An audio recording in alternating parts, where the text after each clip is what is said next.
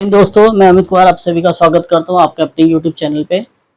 जैसा कि आपने थंबनेल से पहचानी गए होंगे, जान ही गए होंगे कि आपको क्या कौन से विषय पे आज हम बात करने वाले हैं। दोस्तों, आज का विषय है होम लोन के लिए रिक्वायर्ड डॉक्यूमेंट्स। अगर आप भी होम लोन देख रहे हैं या होम लोन लेने की तैयारी कर रहे हैं तो आपको पता होना चाहिए कि आपको बैंक को या एनबीएफसी को क्या क्या पेपर्स देने हैं, ताकि आपका लोन आसानी से हो जाए। और अगर आप हो बैंक या एनबीएफसी में काम करते हैं तो आपको पता होना चाहिए कि आपको बैंक कस्टमर से क्या क्या पेपर्स मांगने हैं। तो चलिए शुरुआत करते हैं। तो दोस्तों, आज हम बात करेंगे सेल्फ एम्प्लॉयड इंडिविजुअल और सेल्फ एम्प्लॉयड प्रोफेशनल के बारे में। तो इनसे हमें क्या क्या पेपर लेना है ये हम डिस्कस करेंगे। सेल्फ एम्प्लॉयड इंडिविजुअल यानी वो व्यक्ति जिसका खुद का बिजनेस है, और जैसे कि दुकान, किराना वाला, आपका बार्बर शॉप वाला, मेडिकल शॉप वाला, राशन की दुकान वाला, ये सब। और self employed professional CA, doctor, आपका आर्किटेक्ट, फिर से आपका एडवोकेट, ये जो होता है सेल्फ एम्प्लॉयड प्रोफेशनल में आते हैं। चलिए बात करते हैं, हम देखते हैं क्या क्या पेपर्स लगेंगे। सबसे पहले कोई भी लोन लेने से पहले हमको लगते हैं आईडी प्रूफ। आईडी प्रूफ में हमको पहला पैन कार्ड, दूसरा आधार कार्ड लगेगा। पैन कार्ड, आधार कार्ड दोनों ही मैंडेटरी है, कंपलसरी है।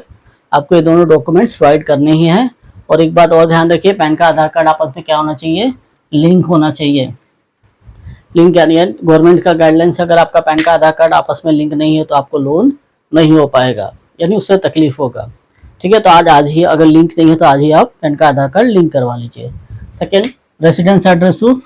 दोस्तों, रेसिडेंस एड्रेस प्रूफ अगर होम लोन के लिए अप्लाई कर रहे हो तो आपको दूसरा डॉक्यूमेंट्स है रेसिडेंस एड्रेस प्रूफ देना पड़ेगा, जिसमें पहला है, अगर खुद का घर है तो घर का लेटेस्ट मंथ का लाइट बिल देना पड़ेगा आपको, जो आपके नाम पर है तो कोई प्रॉब्लम नहीं, आप दे दीजिए। सेकेंड, अगर पेरेंटल है यानी मम्मी पापा के नाम पे है तो आपको करंट मंथ का लाइट बिल देना पड़ेगा, प्लस रिलेशन प्रूफ देना पड़ेगा। मतलब उसमें राशन कार्ड आ गया जिसमें आपका नाम हो कि आप उनके लड़के हैं, या फिर आपके पैन का, आधार कार्ड में मिडिल नेम में आपके पिताजी का नाम हो, या अगर दादाजी के नाम पे घर है तो आपके राशन कार्ड में आपका नाम आ जाएगा, तो वही रिलेशन प्रूफ आपको देना पड़ेगा।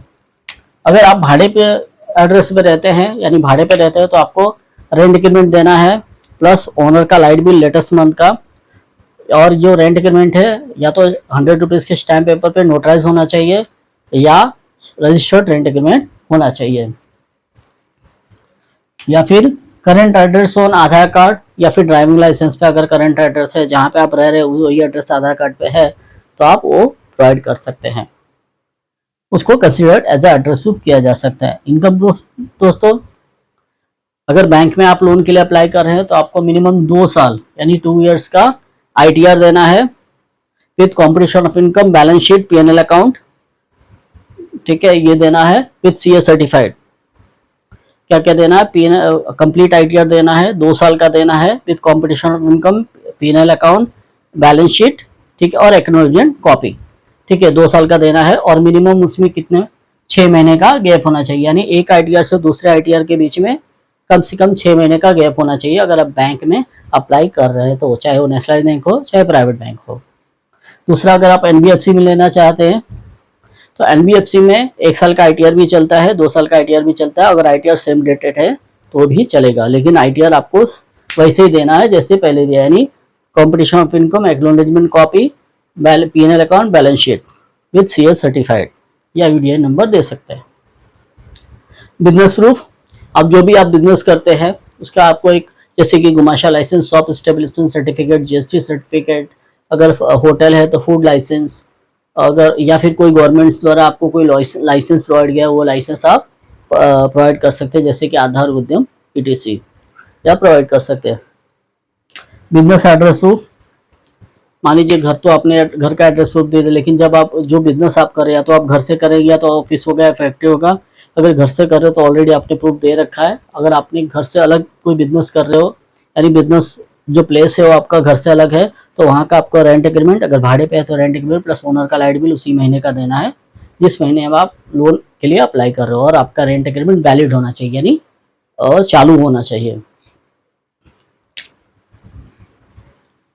अब आते हैं 3 इयर्स बिजनेस एक्टिविटी प्रूफ यानी बिजनेस कंटिन्यूटी प्रूफ। देखिए, आप होम लोन के लिए अप्लाई करते हैं तो कस्टमर का यानी आपका कम से कम 3 साल पुराना बिजनेस होना चाहिए और ये डॉक्यूमेंटेड होना चाहिए। तो उसके लिए क्या प्रूफ दे सकते हैं, गुमासा लाइसेंस पे अगर 3 साल पुराना डेट है आपका तो वैलिड है।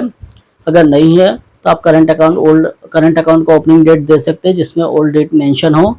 3 साल का ITR पुराना दे सकते हैं, 3 साल 4 साल पुराना ITR दे सकते हैं, या कोई भी ऐसा प्रूफ दे सकते हैं जिससे प्रूफ हो सके कि आप बिजनेस बहुत टाइम पहले से कर रहे हैं। उसके बाद 1 साल का बैंक स्टेटमेंट है।